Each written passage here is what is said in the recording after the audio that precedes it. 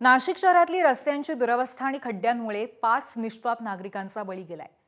रस्ते अपघातामध्ये मृत्युमुखी पडलेल्या निलेश कोतकरांच्या कुटुंबियांची आज मंत्री गिरीश महाजनांनी सांत्वनपर भेट घेतली आणि यावेळी कोतकर कुटुंबियांना अश्रू अनावर झाले। दरम्यान कोतकर कुटुंबियांची भेट घेतल्यानंतर गिरीश महाजनांनी पालिका प्रशासनासोबत बैठक घेतली।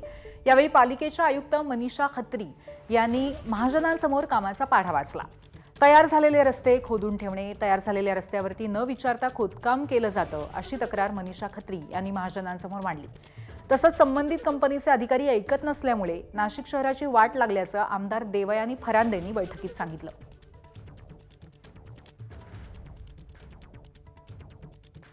कोतकर कुटुंबियांकडे मी आल्यावेळेस त्या ठिकाणी जाऊन आलो, त्या ठिकाणी त्यांची भेट घेतली। खरं अतिशय मोठं दुःख त्यांचं त्या ठिकाणी आहे। लहान 5 वर्षाची मुलगी आहे, आता 7-8 वर्षापूर्वी त्यांचं लग्न झालेलं होतं। त्या मुलीची तरी विशेष करून तिला 5 वर्षाची मुलगी आहे, की ती मुलगी म्हणून स्वीकारलेली आहे।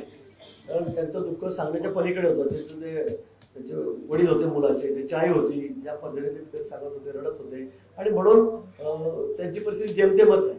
आणि म्हणून मुलीच्या शिक्षणाची व्यवस्था महापौरांनी काल सांगितलं की ते सगळं मीच बघेल